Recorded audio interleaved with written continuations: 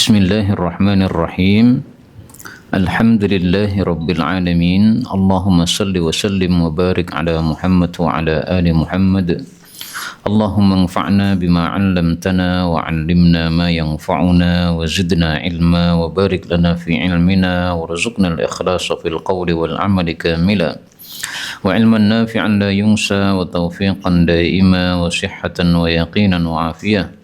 Allahumma aftah lana kulla khair wa yassir lana kulla umur. Allahumma ansuril mujahidin warhamil mustad'afin wa dammir a'da'ad-din wa tmis ala amwalihim amin ya rabbal alamin. Alhamdulillah kaum muslimin rahimakumullah. Kita lanjutkan pengkajian Kitabul Buyu' karya Asy-Syaikh Al-Ghazali Al-Jawi rahimahullahu ta'ala, dan kita sudah sampai pada bab yang ke-51 sampai pada bab 55. Ini kita sudah sampai pada bab 51. An-nahyu, larangan, an bai'i thimari, dari menjual buah-buahan, hatta sehingga tabtua, tampak, salahuha, kebagusan dari buah tadi. Ini bab bicara tentang larangan menjual buah ketika masih pentil, karena dari pentil menuju matang ini tidak jelas, sehingga larangannya ini sebabnya adalah al-gharar, spekulasi, ketidakjelasan. Misalnya antara jual beli dengan panennya itu masih nunggu 3 bulan. Nah, perjalanan 3 bulan ini apakah nanti lancar, betul-betul bisa dipanen? Belum tentu. Tapi kalau jaraknya hanya sebentar, misalnya tinggal nunggu 3 hari atau tinggal nunggu sepekan, ya sebentar, maka ini seperti ini meskipun juga ada kemungkinan gharar, tapi karena gharar yang kecil, maka gharar kecil itu dimaafkan oleh Nabi Sallallahu Alaihi Wasallam. Jadi tidak semua gharar diharamkan, ya, tapi gharar yang besar itu yang diharamkan, gharar yang kecil yang dibutuhkan ini dimaafkan. Hadis 152, an Abdullah bin Umar radhiyallahu anhuma anna Rasulullah sallallahu alaihi wasallam qala la tabi'u, kalian jangan menjual ats-tsamra, buah-buahan, hatta yabdua, sehingga menjadi jelas salahuhu, bagusnya buah tadi. Wala tabi'u, dan janganlah kalian menjual ats-tsamra, buah, bitamri, dengan kurma yang sudah dipanen. Hadis muttafaqun alaih. Hadis ini membahas 2 hal. Yang pertama, larangan menjual buah yang masih pentil. Yang kedua, larangan menukar kurma yang masih di pohon dengan kurma yang sudah dipetik. Yang masih di pohon ini disebut ats-tsamar, karena buah itu yang masih basah. Yang sudah dipetik itu at-tamr, karena sudah kering, sudah jemur sehingga menjadi kering. Adapun sebab yang pertama kenapa dilarang ketika masih pentil, ini sebabnya karena gharar. Adapun yang kedua, kenapa tidak boleh menukar thamar dengan tamar, ini karena korma ditukar dengan korma ini harus setimbang. 10 kilo ditukar dengan 10 kilo.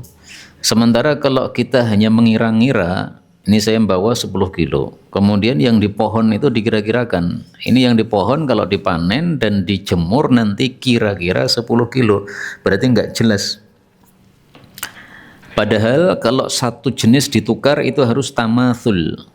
Tamatsul itu semisal atau setimbang, ya, 10 kilo ya 10 kilo. Nah, maka di sini kaidahnya adalah al-jahlu bit-tamatsul kal ilmi bit tafadul.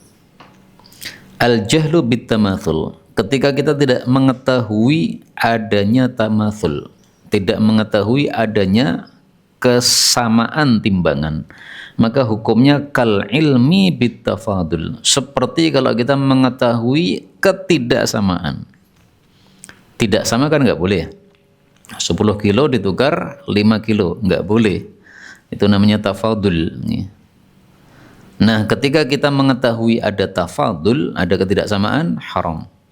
Sama hukumnya kalau kita tidak mengetahui adanya persamaan.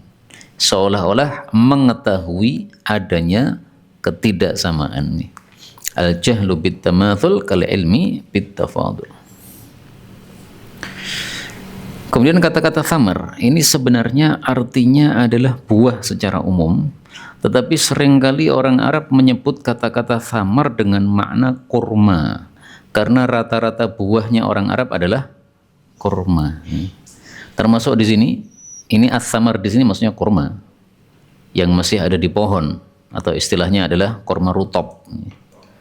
Nah, kalau tamar ini yang sudah dijemur, dikeringkan sehingga bisa awet. Kalau yang rutop ini karena belum dijemur maka dia tidak awet, harus di kulkas. Berikutnya hadis 153, an Jabir bin Abdullah radhiyallahu anhu qala naha, telah melarang an-nabiyyu sallallahu alaihi wasallam an tuba'a, bahwasanya dijual as-samaratu buah, hatta tusyaqqih, sampai dia itu tusyaqqih. Nah, kata-kata tusyaqqih ini rupanya orang-orang Arab tidak semuanya tahu. Karena kabilah Arab ini kan banyak sekali. Rasulullah ketika mengatakan tusyaqqih, mereka enggak paham. Faqila, maka ditanyakan, wa ma tusyaqqih? Apa itu maksudnya tusyaqqih? Qala, beliau menjelaskan, tahmaru, mulai memerah, wa tasfaru, dan mulai menguning, wa yu'kal minha, dan sudah bisa dimakan darinya. Hadis muttafaqun alaih. Nah, hadis ini menjelaskan hadis yang sebelumnya tadi. Sebelumnya tadi disebutkan yabdua solahuhu, sampai tampak bagusnya buah. Nah, tampaknya bagusnya itu bagaimana? Yaitu tahmar, mulai memerah. Tahmar ini berbeda dengan tahmar. Ada alifnya ini, Pak. Dan ini kalau mat begini ketemu dengan tasydid, ini bacaannya panjang sampai 6 ketukan. Nah, kayak waladdallin 6, okay?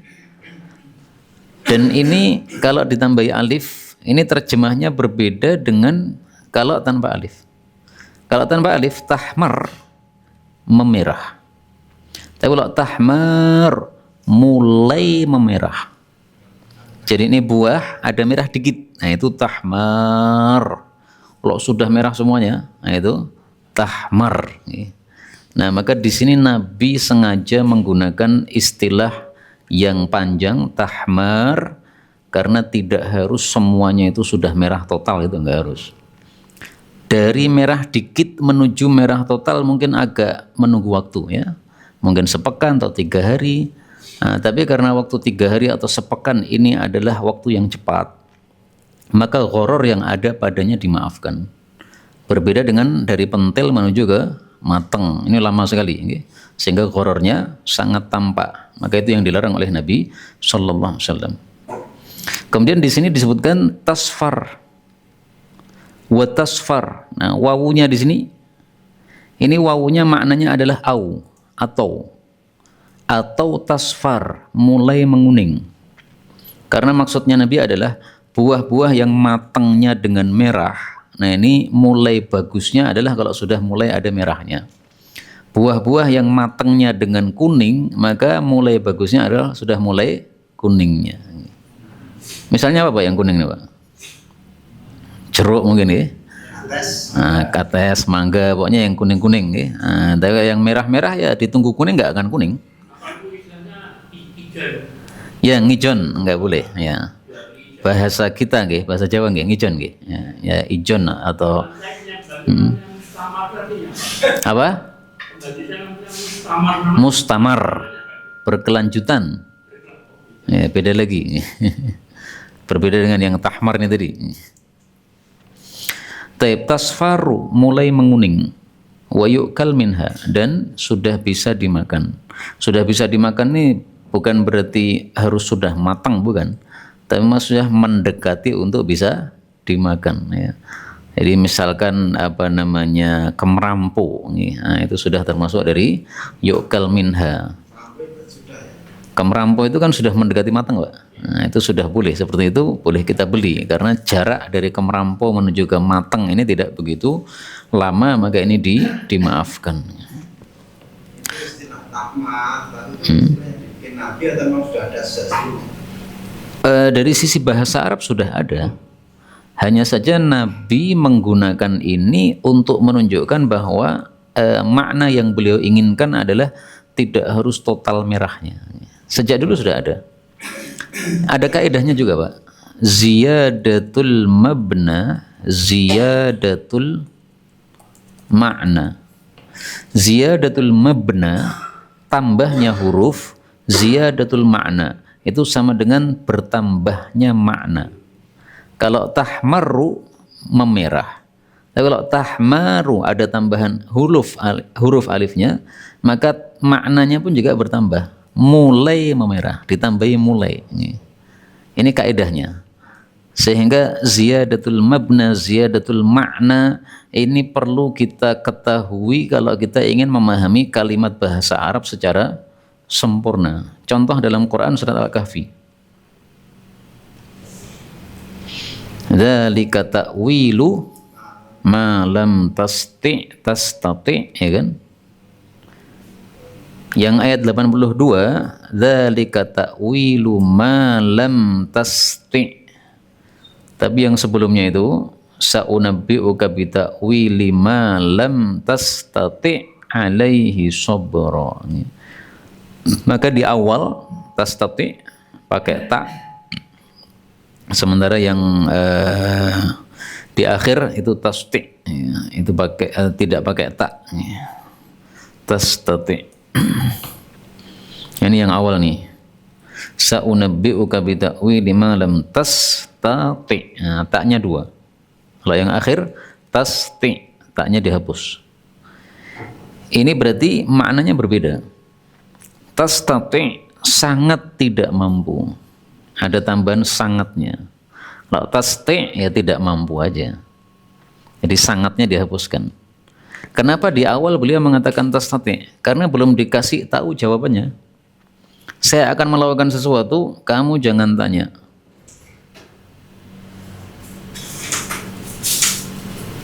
Oh, mohon maaf.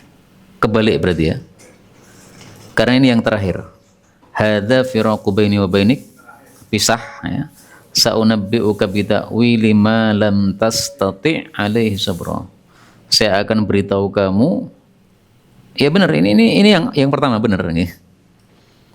Jadi kan awalnya beliau mengatakan bahwasanya saya nanti melakukan sesuatu jangan tanya apapun. Ternyata Nabi Musa nggak sabar melihat anak kecil dibunuh, dia bertanya. Akhirnya setelah 3 kali maka beliau mengatakan, ya sudah, sekarang saya kasih tahu takwilan 3 amal yang sudah saya lakukan yang kamu tidak bakal mampu sabar.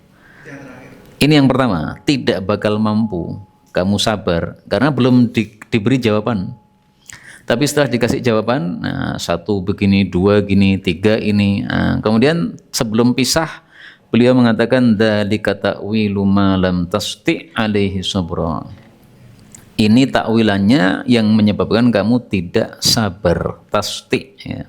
Nah, kenapa dihapus taknya? Karena sudah tahu jawabannya, sehingga kesabarannya sudah mulai muncul. Ya. Oh, ngono toh. Ya.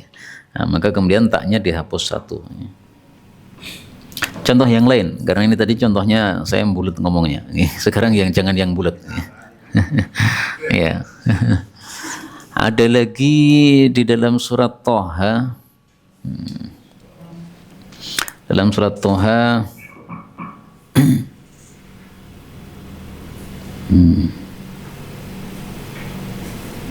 Allah Subhanahu wa taala mengatakan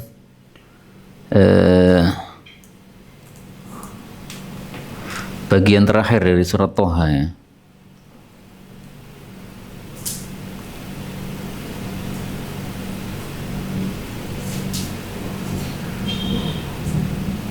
Nah ini. Fa imma ya'tiyannakum minni huda famanittaba'a hudaya. Di Al-Baqarah bukan ittaba'a, tapi apa? Faman tabi'a hudaya, gitu.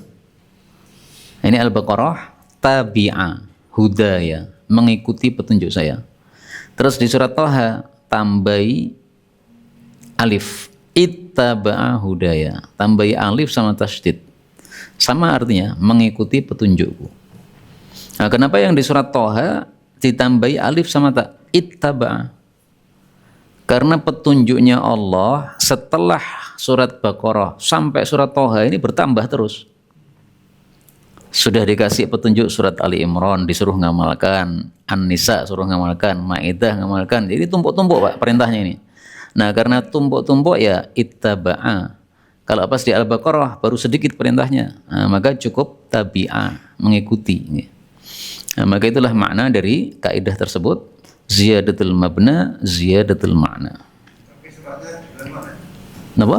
Surat Al-Quran menurut Kalau masalah turunnya belum tentu lebih awal Al-Baqarah ya. Suratnya. Tapi kalau ayatnya ya mestinya ya karena kaidah tadi mestinya yang Thaha itu yang terakhir. Karena perintahnya sudah semakin banyak nih, petunjuknya Allah sudah semakin banyak. Dan ini kaidah ini ziyadatul mabna ziyadatul ma'na. Ini saya dapatkan dari seorang guru dari Sudan namanya Syekh Daw As-Sudani. Ini pernah tinggal di Solo, Pak. Di Ma'had mana namanya? Abu Bakar As-Siddiq. Tahun berapa itu ya? Pokoknya saya masih santri itu. Jadi saya masih santri, kemudian kalau pas liburan tuh saya suka kelayaban nih, cari kiai-kiai. Nah, salah satu ketemu ini Syekh Daw As-Sudani. Nah, beliau waktu itu menjelaskan ziyadatul mabna, ziyadatul ma'na. Maka ini pahalanya ngalir kepada beliau ini ilmu ini. itu kulit hitam Sudan ya hitam, tapi bukan Arab. orang Arab. Arab itu kan ada yang putih, ada yang hitam, ada yang coklat kayak orang Yaman nih. Macam-macam. Kenapa? Wallahu alam. Bisa jadi. Karena Habib hitam juga nggak apa-apa, Pak. Karena kan Habib itu keturunan dari Hasan Husain, ya kan? Nah, keturunan dari Hasan Husain, kalau dia menikahi wanita hitam, ya wajar kalau anaknya jadi hitam. Tapi nasabnya tetap ke bapaknya yang Habib tadi. Bisa jadi. Baik, 154 an Anas bin Malik radhiyallahu anhu anin Nabi sallallahu alaihi wasallam annahu bahwasanya Nabi naha melarang an bai'its tsamarah dari menjual buah hatta yabdua sehingga tampak salahuha bagusnya buah. Wa anin nakhli dan dari pohon-pohon kurma hatta yazhuwa sampai yazhuwa. Ini juga kata-kata yang tidak diketahui oleh seluruh orang Arab. Maka kila ditanyakan, wama yazhu, apa itu yazhu? Qala beliau mengatakan yahmaru mulai memerah, atau yasfaru mulai menguning. Nah di sini pakai au sementara yang tadi pakai wa, gitu. Nah sehingga tafsirannya wa ini ya au, sama.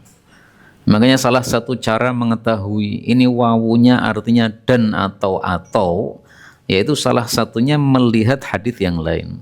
Salah satunya tidak harus seperti itu. Nah, kalau di sini sudah sangat tampak. Di sini Nabi mengatakan atau. Kenapa? Masyarakat itu kadang-kadang punya buah sendiri. Pribon. Dekat rumah saya kan dalam tali jiwo. Kumpul dengan bebas.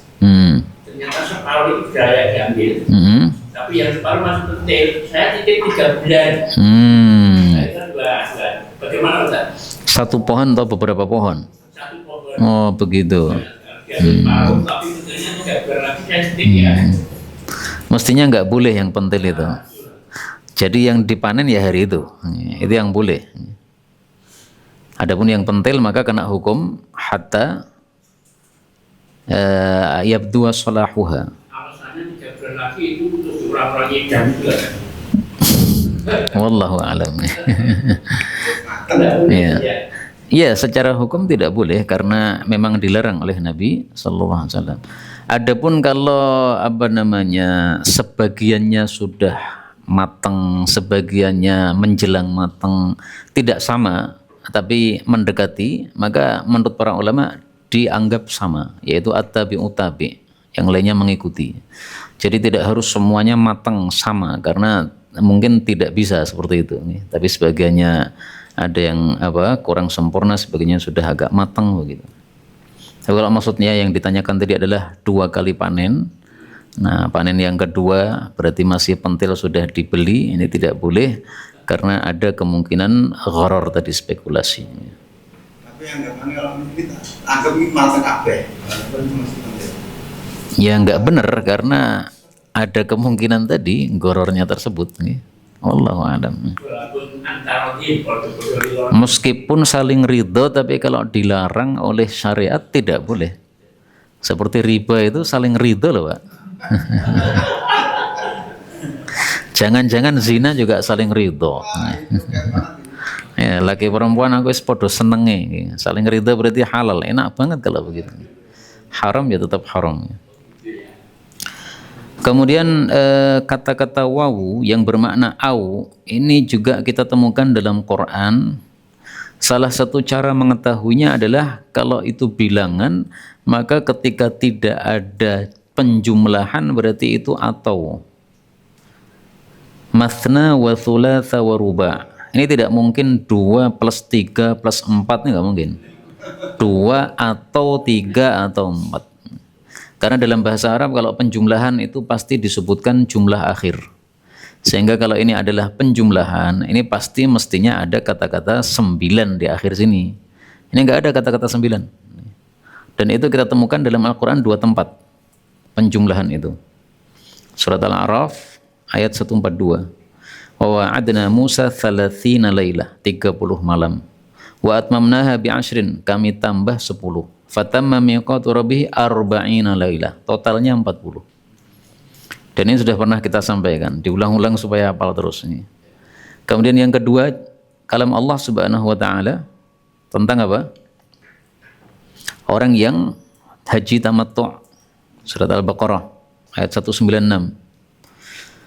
Orang yang haji tamattu' harus menyembelih binatang hadiyu. Kalau tidak dapat, maka diganti puasa 3 hari di waktu haji alias di Mekah, plus 7 ketika pulang ke Indonesia. 7 tambah 3, tilka asyaratun kamila. Ada akhirnya.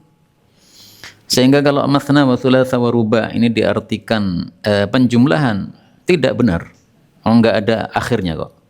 Mathna au thulatha au ruba'.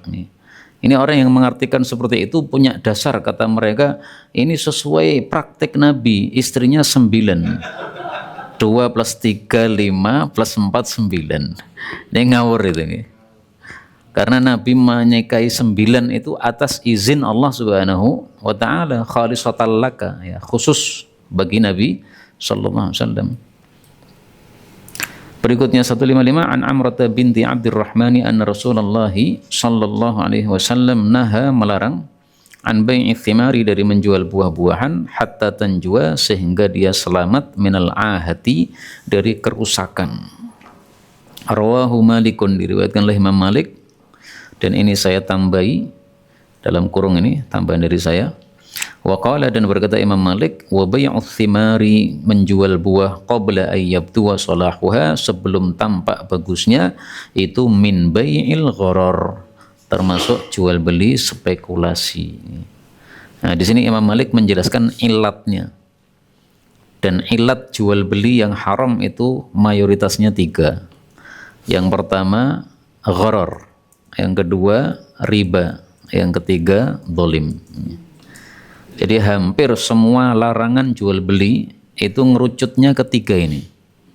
Maka setiap kita membaca hadis larangan jual beli, cari 3 ini ada enggak? Kalau tidak ada, nanti pasti ada sebab yang lain yang sebabnya itu cabang dari 3 ini. Maka ini 3 ini disebutkan oleh para ulama sebagai usul atau pokok dari sebab larangan, ya. Gharar, riba, sama zalim. Berikutnya 156, wa Aisyah radhiyallahu anha anin Nabi sallallahu alaihi wasallam qala, la tabi'u, janganlah menjual thimarakum, buah-buah kalian, hatta yabduwa salahuha, sehingga tampak bagusnya, wa tanjuwa minal ahah, dan selamat dari kerusakan. Hadis riwayat Imam Ahmad. Ini semuanya hadisnya sama-sama, tapi tampaknya wallahu alam Mbah Ghazali ini kumpulkan lafal-lafalnya untuk diketahui perbedaan-perbedaan tadi, ya. Ada tazhuwa, ada tusyaqqiha dan sebagainya. Mungkin orang yang suka hadis begitu ya, suka koleksi hadis yang lafalnya beraneka ragam. Berikutnya bab 52, an-nahyu, larangan, an bai'il ghanaim, dari menjual ghanimah hatta tuqassam, sampai ghanimahnya dibagi. Jadi meskipun jelas kita sudah dapat jatah ghanimah, tapi kalau belum dibagi maka jangan dijual.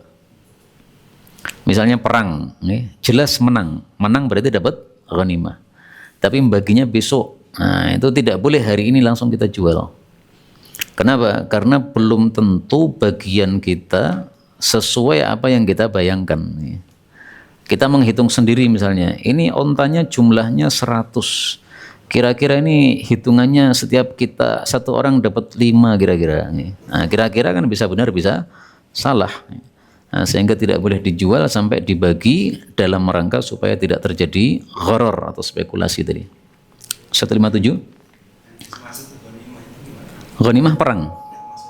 Rampasan perang. Ya. Saya bawa ini saya ambil. Ini ghanimah untuk saya atau terus dia pasukan tadi memiliki berapa macam peralatan sebagainya. Ghanimah itu rampasan perang yang dikumpulkan setelah musuh kalah, dikumpulkan. Ya. Itu maksudnya saya matanya orang satu atau lagi. Apa yang dia bawa? Oh, itu bukan ghanimah, kalau itu salab. Salab, nafal, ghanimah, fai'. Nah, ini semuanya istilah dalam bab perang. Kalau salab itu kita membunuh seseorang, kemudian dia membawa hartanya namanya salab. Salab itu diberikan kepada orang yang membunuh dengan syarat dia punya bukti. Kalau zaman dulu 2 orang saksi, saksinya siapa? Bahwa kamu yang membunuh. Oh, ini sebelah kanan saya tadi ada fulan, ada fulan. Kalau sekarang ya pakai video mungkin ya. Ini saya bunuh, ini ada videonya. Nah, kalau nafal itu tambahan. Jadi ghanimah sudah dibagi, kemudian imamnya ini ngasih tambahan kepada sebagian orang. Ini orangnya selalu di depan, ini top sekali nih, tak kasih tambahan. Nah, nafal namanya. Kalau ghanimah ini yang dibagi adil sama rata. Kalau fai' ini yang tanpa perang, diserang mereka lari. Nah, tanpa perang kan, maka itu namanya fai'. Ini semuanya harta yang didapatkan dari perang, ada 4 macam. Yang semua ya sudah dikumpulkan, nah, kemudian tidak akan dibagi oleh khalifah, oleh panglima perang. An Abi Hurairah radhiyallahu anhu qala, naha, telah melarang Rasulullah sallallahu alaihi wasallam dari satu bai'il ghanaim, menjual ghanimah hatta tuqassam, sampai dibagi-bagi. Yang kedua, wa an bai'in nakhli, dan dari menjual kurma hatta tuhraza, sampai dijaga, min kulli arid, dari setiap kerusakan, alias sudah tidak pentil tadi ya. Yang ketiga, wa ayyusalliya, dan bahwasanya salat ar-rajulu, seorang laki-laki, hatta yahtazim, sampai dia pakai setut, pakai ikat pinggang. Hadis diriwayatkan oleh Ahmad dan Abu Dawud. Nah, ini hatta yahtazim ini bukan lafalnya Abu Dawud. Karena lafalnya Abu Dawud itu bi ghairi hizamin, ya, tanpa sabuk. Tapi kalau lafalnya Imam Ahmad hatta yahtazim, sampai dia pakai sabuk. Ini yang berkaitan dengan jual beli 2. Yang pertama menjual ghanimah sebelum dibagi, tidak boleh karena gharar. Yang kedua menjual kurma ketika masih pentil, ini juga karena gharar. Yang ketiga ini berkaitan dengan ibadah, sholat tanpa sabuk dilarang. Lah, apakah kita kalau sholat pakai sabuk, Pak? Ini berkaitan dengan kebiasaan orang Arab zaman dulu. Pakaiannya itu seperti orang ihram itu, Pak. Jadi cuma disampirkan di atas, sama bawah ini cuma diubel-ubel aja. Nah, itu kalau tidak disabui, khawatir nanti ditarik anak kecil, ya, kemudian lepas. Tapi kalau sudah pakai celana seperti kita ini nggak perlu sabuk, ini sudah kenceng. Ya. Maka maksudnya Nabi adalah jangan sampai kita sholat dengan pakai baju yang tidak aman dari tersingkap auratnya, itu maksudnya. Jadi bukan sabuknya yang dituju, tapi apa? Tersingkap auratnya, ya, kencangnya itu. Ya. Sehingga tidak harus dipahami sesuai lafalnya. Karena itulah para ulama mengatakan ini adatnya orang-orang Arab yang mereka pakai izar dan rida. Mereka itu kalau pakai baju itu modelnya izar, ini yang di bawah, ya, dan rida itu yang di atas. Seperti orang ihram itu, ya, rida sama izar. Sebagian orang Arab mereka tidak pakai izar sama rida, tapi pakai sirwal sama komis. Komis itu baju yang sudah berbentuk seperti ini, namanya komis. Jadi komis itu tidak harus yang panjang, Pak. Baju koko pun juga namanya komis karena sudah berbentuk. Kalau sirwal ini yang sudah berbentuk tapi untuk bawah, ya. Nah, maka hadis tadi bicara tentang orang yang pakai izar dan rida, bukan orang yang pakai sirwal sama komis. Karena sirwal sama komis ini aman. Tersingkapnya gimana? Sudah kencang sekali. Dan sirwal ini dipuji dalam satu hadis, tetapi tidak sahih hadisnya. Al-mutasarwilat, wanita pakai celana, maksudnya pakai celana kemudian ditutupi dengan baju kurung. Rahimallahu, semoga Allah merahmati al-mutasarwilat, wanita-wanita yang pakai celana, minan nisa, di antara para wanita. Ini ada ceritanya, Rasulullah bersafar bersama para sahabat. Salah satu sahabat wanita naik onta kemudian jatuh. Nah, begitu jatuh Nabi kemudian berpaling begini. Maka Nabi dikasih tahu, ya Rasulullah, ini wanita yang jatuh pakai celana, jadi auratnya enggak terbuka. Maka beliau mengatakan rahimallahul mutasarwilat minan nisa. Ya. Nah, ini dipuji karena mengamankan auratnya. Ini hadisnya derajatnya dhaif. Tapi maknanya sahih karena menjaga aurat ini memang dihasungkan sebagaimana dalam hadis-hadis yang sangat banyak. Contoh yang lain, hadis yang kita tidak pahami secara zahirnya tapi dipahami sesuai maksudnya, maksud syariatnya adalah sabda Nabi sallallahu alaihi wasallam,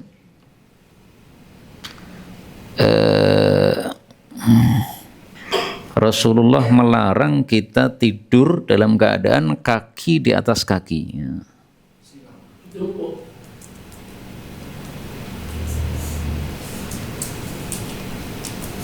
Kaki di atas kaki. Nah, ini. Idza stalqa ahadukum ala qafah. Kalau seseorang terlentang, tidur terlentang, fala yadha ihda rijlaihi 'ala al-ukhra. Jangan taruh salah satu kakinya di atas kaki yang lain.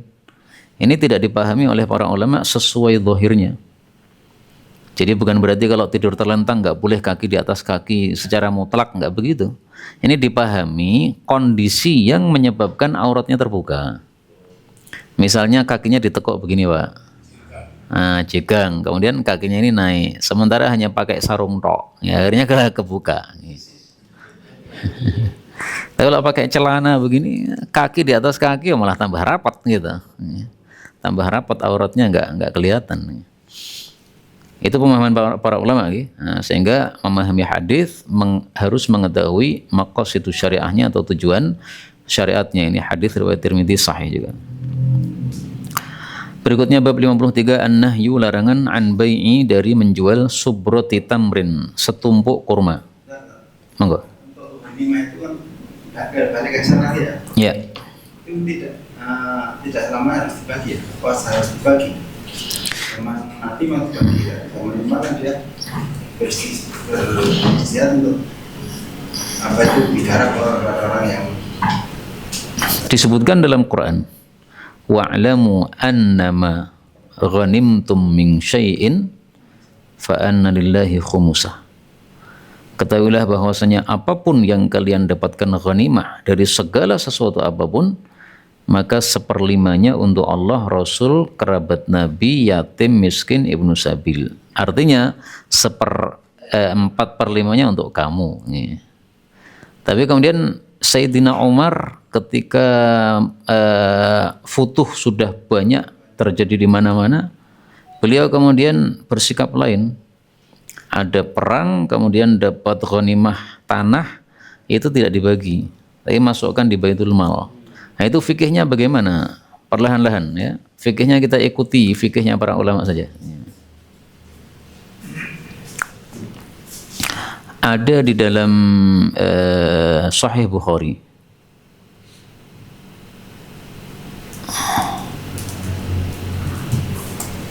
Jadi ada fikihnya dalam Sahih Bukhari itu.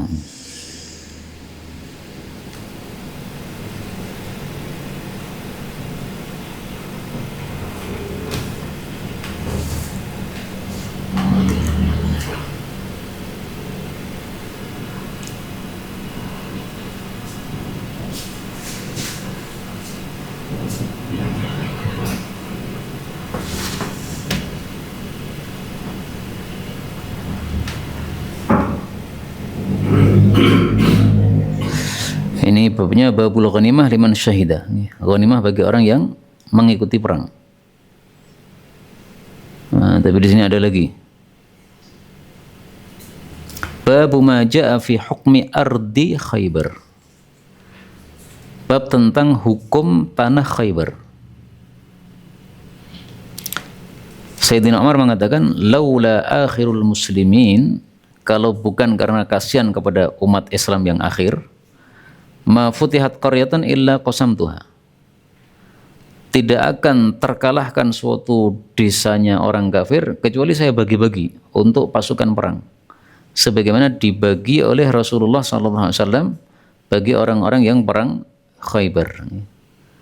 Nah, maka fikihnya Sayyidina Umar yang tidak membagi tanah-tanah yang merupakan ghanimah, ini dipahami oleh para ulama, ini hanya untuk tanah saja, Pak. Tidak ghanimah secara mutlak. Kalau ghanimah secara mutlak, ya baliknya ke ayat tadi. Wa'lamu annama ghanimtum. Misalnya emas, perak, kemudian pedang, kemudian senjata-senjata lainnya dan lain-lain, baju besi. Nah, itu tetap 4/5-nya dibagikan pada pasukan. Tapi khusus tanah, nah fikihnya Sayyidina Umar tadi itu, ya. Laula akhirul muslimin. Karena kalau dibagi-bagi untuk yang perang, terus nanti tanah habis, sementara umat akhir tidak mendapatkan jatah, kasihan. Nah, itu khusus untuk tanah saja. Ini sebenarnya pernah saya baca penjelasan para ulama bahwa fikihnya Sayyidina Umar itu untuk tanah saja, tapi ternyata tadi tidak ada dalam babnya Imam Bukhari, ya. Ya, berarti di dalam kitab syarahnya itu yang pernah saya baca.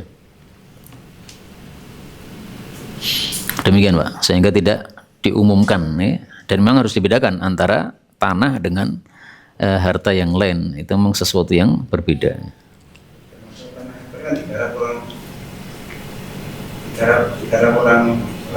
Khaybar, iya. Tapi sudah jadi milik kaum muslimin. Nih, tapi memang digarapkan. Nah, kalau itu masuknya bab musaqat, yaitu kita punya tanah, kita tidak menggarap, kemudian yang menggarap atau mengairi adalah orang lain, nah nanti bagi hasilnya. Pertama kali pasukan gaji dari itu, dari tanah hasil perkebunan tadi. Itu milik mereka masing-masing, Pak. Milik pasukan-pasukan yang ikut perang tadi. Bukan untuk gaji secara umum, ya, tapi milik orang-orang yang perang tadi saja. Yang tidak ikut perang ya nggak dapat. Hanya saja memang Rasulullah berijtihad. Abu Hurairah dan teman-temannya ini datang ke Khaybar, perang sudah selesai, tapi oleh Nabi dikasih. Nah, itu ijtihad kalau itu, ya. Ijtihadnya Rasulullah SAW. Kalau secara dalil umumnya nggak dapat karena dia nggak ikut perang. Tapi orang sudah niatan perang itu di mata Allah juga dianggap perang, ya. Maka Nabi ya berhak untuk berijtihad seperti itu. Ini kalian sudah ada niatan perang, ikut kena. Ya. Nah, Bapak? Yang tidak masuk yang pengusaha, yang dibagian ke beliau dan tadi, tidak masuk yang 1/5. Bukan, yang 1/5 itu yang khusus ini. Kerabat, yatim, miskin, ibnu sabil. Tapi kalau Abu Hurairah dan teman-temannya itu dia mendapatkan saham. Makanya ada yang tidak ada yang tidak setuju. Enak men ramelu perang kok DKI gitu. Jadi antar sahabat Nabi cekcok dikit ya. Dan itu biasa Pak. Kita yang lelah-lelah dapat, yang tidak lelah juga dapat, terus perasaan jadi kurang nyaman kan, biasa. Nah, kalau hatinya kita tidak membahas ya, kita hanya membahas dohirnya ternyata ada kayak begitu. Tapi tetap saja sahabat-sahabat Nabi anggaplah melakukan seperti itu jangan melihat pas perbuatannya itu, tapi lihatlah perbuatannya yang lain. Karena kebaikan-kebaikannya itu menutupi keburukan yang ada pada mereka. Kalau kita mungkin sebaliknya, kebaikan-kebaikan kita tertutupi oleh keburukan-keburukan kita. Nah, sehingga kaedahnya dalam bab ini ya kita tetap menjaga lisan dari sahabat-sahabat Nabi Sallallahu Alaihi Wasallam, sebagaimana disebutkan dalam kitab Zubat karya Ibnu Ruslan ini. Naskutu diam. Wa ma jara baina as-sihabi naskutu anhu wa ajral ijtihadi nuthbitu. Apapun yang terjadi di antara sahabat-sahabat Nabi, perang antar mereka, kita diam darinya dan kita menetapkan adanya pahala ijtihad untuk mereka. Yang ijtihadnya salah pahala 1, yang ijtihadnya benar pahala 2. Jadi Ali dengan Muawiyah perang kan, nah Muawiyah pahala 1, Ali pahala 2, gitu aja.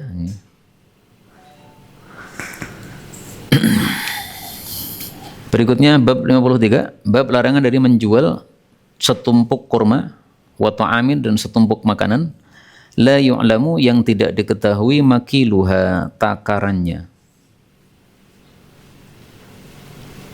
Hadis 158 dari Jabir bin Abdullah radhiyallahu anhuma, dia mengatakan, Naha telah melarang Rasulullah sallallahu alaihi wasallam an bai'i subra bin timnat tamri, dari menjual setumpuk kurma la yu'lamu makilatuha yang tidak diketahui takarannya, ditukar bil kailil musamma dengan takaran yang sudah ditentukan minat tamri dari kurma.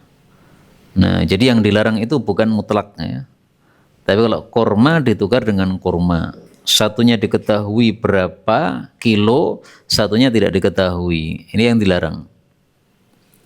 Tapi kalau tumpukan makanan yang kita tidak mengetahui berapa, kita membelinya dengan rupiah, nggak ada masalah. Karena larangannya ini adalah karena tadi al-jahlu bit-tamathul, karena tidak mengetahui persamaan antara timbangan dua barang ini. Padahal ini sesama jenis, ini kurma dengan kurma. Kalau dengan rupiah nggak ada masalah. Yang biasanya disebut nebas kalau bahasa kita, nebas kan nggak tahu Pak berapa takarannya atau timbangannya. Kita cuma ngambil satu pohon pohung misalnya. Nah, kemudian kita lihat segini. Nah, ini tinggal dikira-kira aja. Kira-kira dikali berapa. Nah, orang yang sudah pakar kan paham begitu.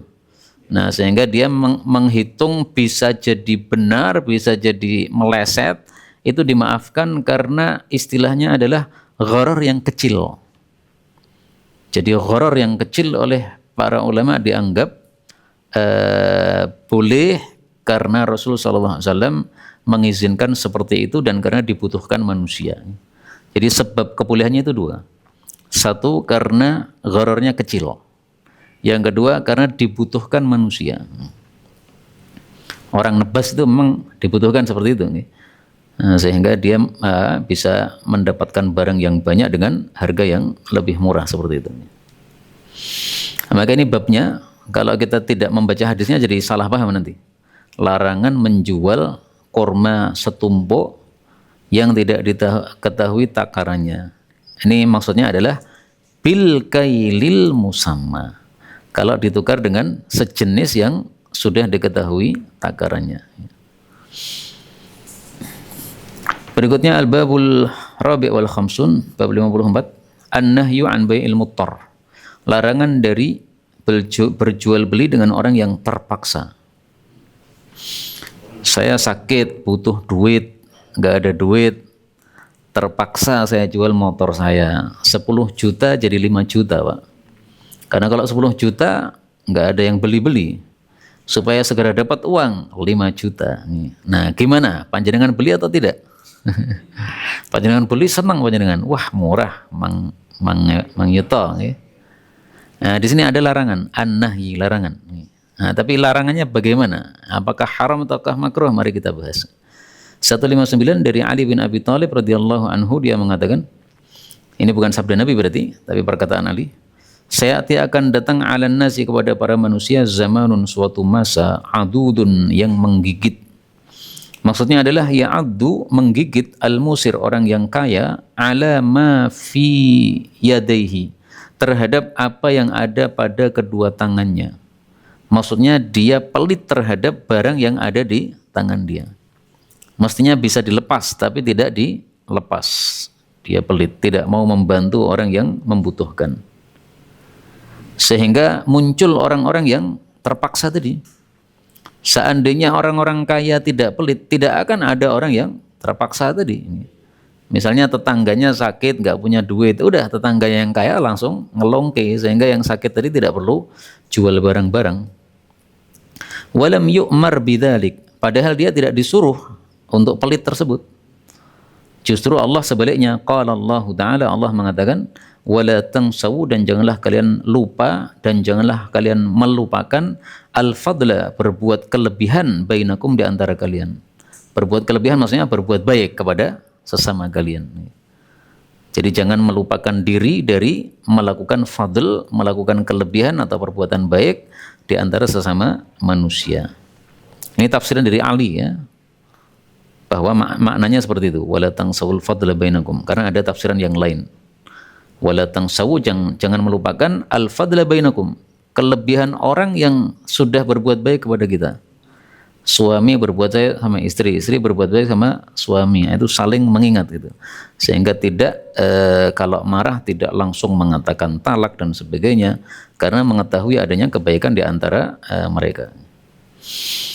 Wa yubayyi'u, dan akan berjual beli, al-muttarrun, orang-orang yang terpaksa. Wa qad nahan Nabi sallallahu alaihi wasallam, sementara Nabi sudah melarang, an bai'il muttar, dari jual belinya orang yang terpaksa.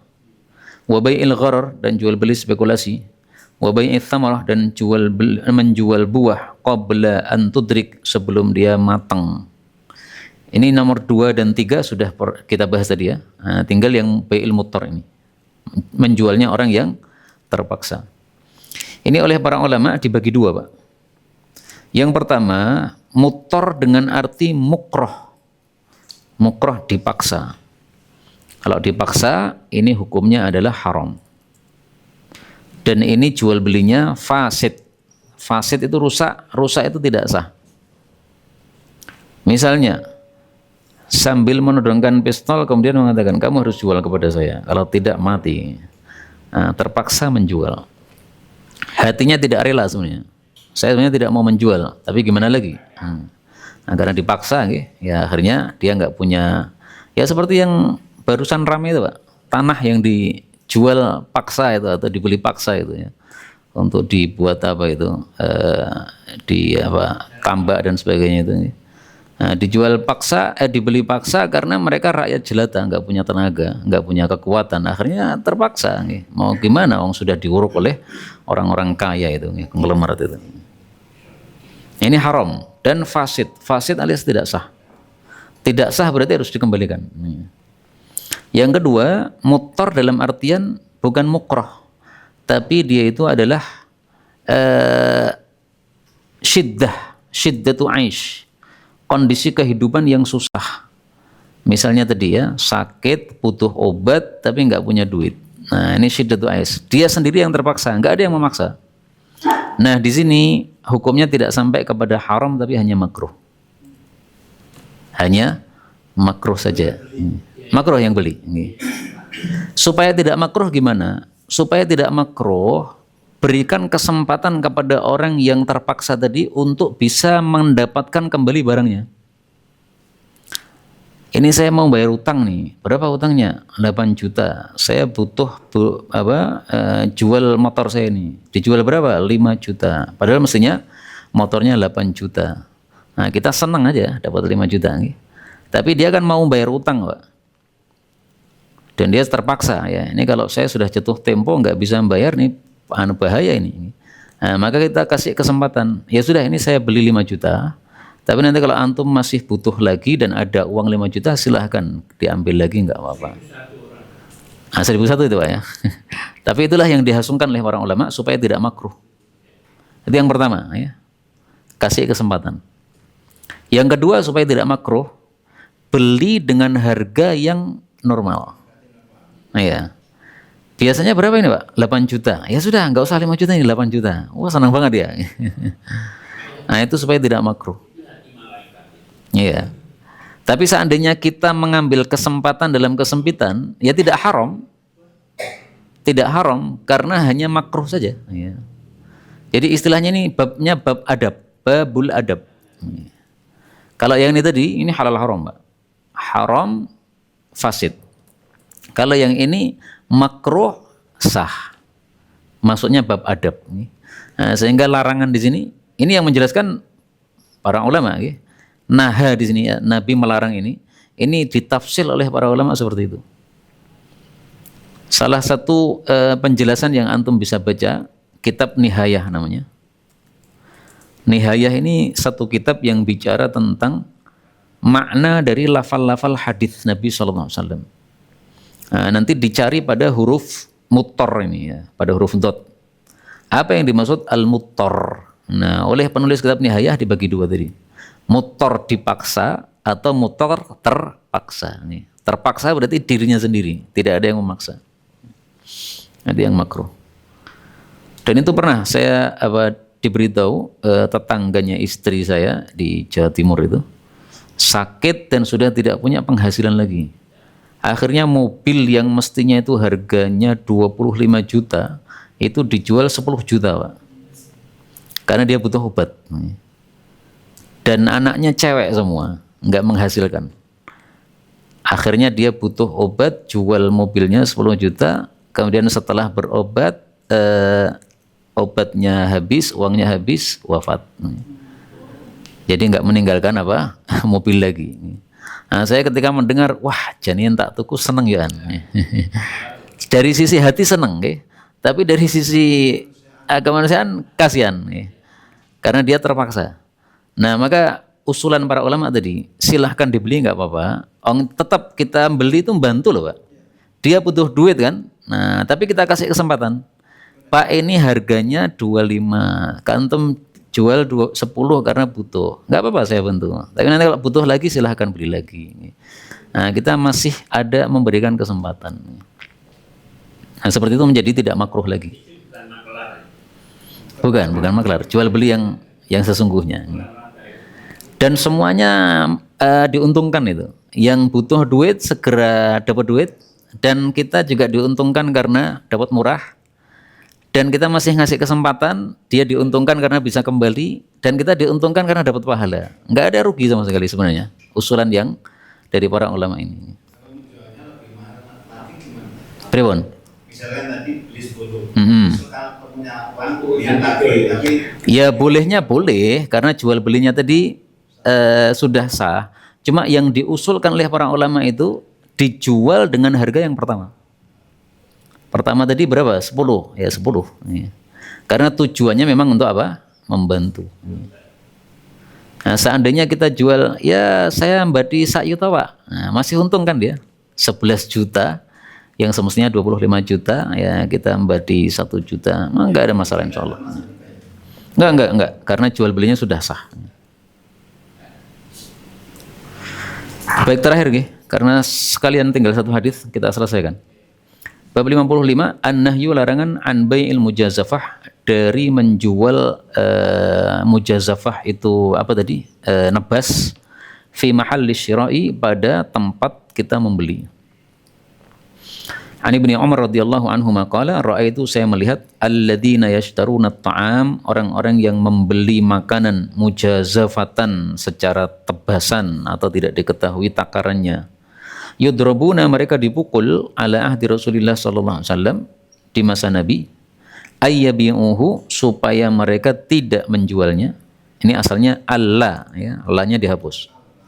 Alla yabi'uhu, supaya mereka tidak menjualnya, hatta yu'uhu, sehingga mereka itu membawanya atau memindahnya ila rihalihim, kepada rumah-rumah mereka.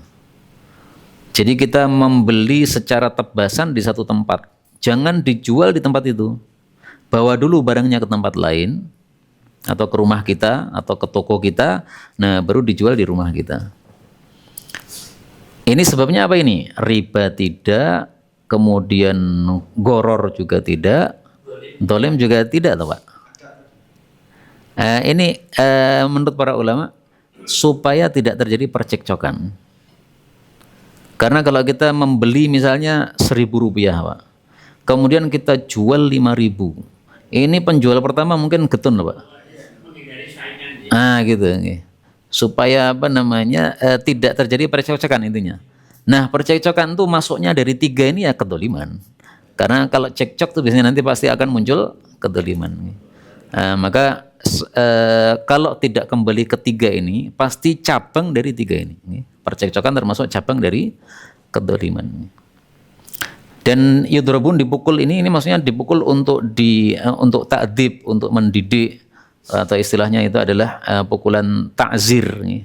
Ta'zir itu yang bukan hukuman had. Sehingga berapa kali pukulnya itu ya terserah kepada imamnya. 1 kali pukul sudah pergi, ya sudah, nggak usah ditambah lagi. Dan ini biasa dilakukan oleh Sayyidina Umar di masa menjadi khalifah. Kemana-mana itu bawa pentong Pak. Ada orang salah pentong, itu Sayyidina Umar. Masuk masjid ada pemuda dzikir padahal waktu duha, diambil pentongnya. Ini waktu kerja kok malah dzikir. Kamu malah jadi apa? Beban untuk orang lain. Nah, dipentong oleh Sayyidina Umar.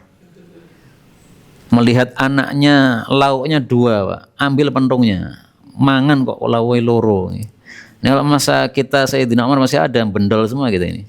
Lauknya kita berapa itu? Tapi nggak menyakiti. Ya Sayyidina Umar memang keras orangnya dalam bab agama, bukan untuk mengharamkan, bukan, tapi maksudnya mengatur supaya manusia itu pikirannya akhirat itu, bukan pikiran-pikiran dunia. Ini ada ceritanya di Bukhari. Qala Ibnu Abbas, berkata Ibnu Abbas, wa kuntu, dan adalah saya biasanya adribu, memukuli orang-orang, ma'a Umar, bersama Sayyidina Umar ketika menjadi khalifah, an-nasa, orang-orang yang anhuma, melakukan sholat sunnah 2 rakaat setelah asar. Jadi Sayyidina Umar mendengar Nabi sholat sunnah setelah asar nggak boleh, tapi beberapa sahabat Nabi nekat sholat sunnah setelah asar. Nah oleh Sayyidina Umar pentungi Pak. Ada sebagian sahabat Nabi sholat gini dipentungi, dia nggak peduli. Kemudian setelah selesai sholat dia bilang, kamu silahkan pentungono terus, saya nggak akan berhenti. Ini sunnah Nabi. Nah, jadi sahabatnya ini kuat memegangi sunnah, tapi Sayyidina Umar juga apa? Kuat memegangi sunnah yang lainnya. Nah, tapi sebenarnya ada solusinya, yaitu Sayyidina Umar itu mengatakan kepada orang yang dipentung tadi, inna qaumuka qaumun tugham. Kaum kamu itu orang-orang yang suka melampaui batas. Mereka itu sholat setelah asar, sholat lagi sholat asar, sholat lagi setelah asar, sampai menguning matahari. Itu yang menyebabkan saya mukuli mereka. Kalau seandainya sholatnya setelah asar itu ketika matahari masih putih, nggak ada masalah. Tapi mereka itu berkelanjutan, itu yang dimaksud tugham ini. Ini dalam riwayat yang lain. Nah, jadi Sayyidina Umar juga punya alasan kenapa kok mukuli orang-orang itu, karena mereka tugham. Nah, sementara yang sholat sunnah setelah asar, ya ada dalilnya kok. Kenapa dilarang? Kenapa Pak? Ada dalilnya boleh sholat sunnah setelah asar apabila masih putih mataharinya. Al-asr illa. Enggak. Yang punya Abu Dawud nanti bisa dilihat nih. Nahar, kenapa? Iya, lebih bagusnya memang tidak dilakukan di tempat umum, Pak. Ini sangat jelas dari Ali bahwasanya Nabi melarang sholat setelah asar kecuali matahari masih tinggi. Ini dimasukkan dalam bab yang sangat jelas juga babnya. Babu man rakhasa. Bab ulama yang membolehkan salat sunnah setelah asar jika matahari masih tinggi. Jangan itu sholat mutlak. Ya memang salat sunnah mutlak. Tapi artinya larangan itu berlakunya ketika matahari masih sudah kuning. Tapi kalau masih tinggi, masih putih, enggak dilarang.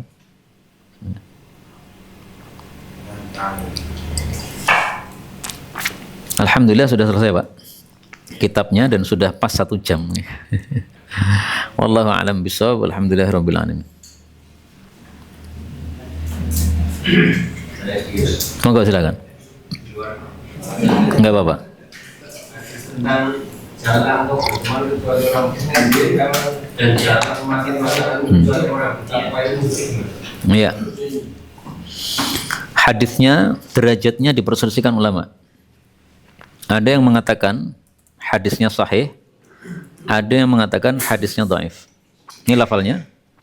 La tusahib illa mu'minan, jangan berteman kecuali orang mukmin, wa la ya'kul ta'amaka illa taqi, jangan makan makananmu kecuali orang bertakwa.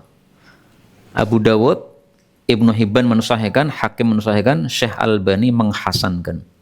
Guru kami Syekh Mustafa Al-Adawi mengatakan dhaif. Selain sanadnya dhaif, kata beliau, bertentangan dengan ayat Quran. Ayat Quran mengatakan wa asira. Surat Al-Insan ayat 8. Wa yut'imuna ta'am, ngasih makanan kepada orang miskin, kepada anak yatim, kepada tawanan. Tawanan itu kafir atau muslim? Tawanannya orang muslim berarti kafir. Ngasih makan kepada orang kafir dipuji oleh Allah. Nah, ini kan malah mengatakan apa tadi? Jangan makan makananmu kecuali orang yang bertakwa, yang enggak nyambung. Nah, itu bagi yang mendhaifkan ya. Tapi kalau kita mengikuti yang mensahihkan, tafsirannya enggak begitu. Jangan makan makananmu kecuali orang yang bertakwa. Ini ditafsir oleh para ulama, maksudnya jangan berdekatan kecuali orang yang bertakwa. Tanda dekatnya itu biasanya kalau makan bareng gitu. Paham ya? Jadi rentang-renteng ke sana kemari ke warung bareng, nah itu berarti orang dekat. Jadi bukan betul-betul secara tekstualnya kalau kita punya makanan nggak boleh dimakan kecuali orang yang bertakwa. Memang siapa kita? Mungkin kita juga nggak bertakwa malah. Nah, maka maksudnya jangan dekat-dekat dengan orang yang tidak bertakwa, karena nanti akan terpengaruh dengan ketidaktakwaannya tersebut. Sehingga maknanya ini kembali ke makna pertama, la tusahib, persahabatan. Ini tidak memberi makan kepada musuhnya juga. Semana tidak memberi makan kepada musuh. Betapa? Musuh apa ini maksudnya? Oh, musuh dalam perang. Wallahu a'lam. Tapi ada cerita bagus.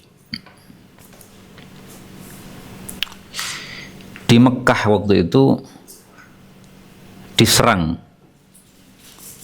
Itu masa jahiliyah padahal ya. Kemudian karena Mekah diserang, ini orang-orang Mekah menjaga Mekah. Siangnya mereka perang, Pak. Malam kan gelap, nggak ada lampu kan. Nah, kemudian masing-masing kembali ke markasnya masing-masing. Ini orang-orang Mekah ini malah masak-masakan untuk musuh-musuh tadi. Sampai musuhnya heran, loh, tadi siang kamu merangi saya, kok sekarang ngirim makanan? Oh iya, kalian tuh meskipun siangnya musuh, tapi malam itu sebagai tamu. Kami orang-orang yang wajib memuliakan tamu. Akhirnya pulang semua, nggak jadi perang. Itu cerita itu. Cerita kedermawanannya orang-orang Arab. Itu babnya bab kedermawanan. Saking dermawannya kepada musuh pun juga dermawan.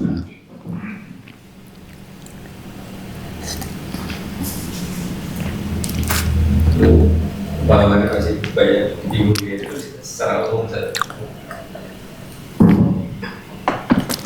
Ya pemahamannya tadi, pokoknya jangan berdekat-dekatan dengan orang yang tidak bertakwa. Itu intinya itu. Adapun ngasih makan kepada orang kafir enggak ada masalah. Tadi ayatnya wa yut'imuna at'ama ala hubbihi miskinan wa yatiman wa asira. Nah, maka Hamas yang menyandera wanita-wanita Israel dan yang lain-lainnya itu Kan baik sekali sama mereka kan. Berterima kasih, dikasih makan, kasih minum. Sudah sesuai ayat Quran tadi. Jangan menggunakan hadis tadi karena kamu kafir nggak akan saya kasih makan, ya mati kalau begitu.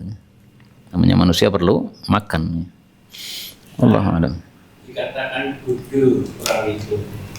Ketika hari ini hanya tambah hartanya tapi tidak tambah ibadah. Itu kita nih. Itu apa? Hadis ya. Itu hadis palsu itu. Hadis palsu ucapan itu. Kalau ucapan ulama bagus, tapi kalau dikatakan hadis Nabi, hadis palsu. Yaitu lafalnya man istawa yaumahu fahuwa maghbun. Siapa yang hari ini sama dengan hari kemarin, berarti nggak bertambah amalnya, maka dia orang yang tertipu. Itu hadis palsu, Pak. Allahu a'lam bishawab. Subhanallah.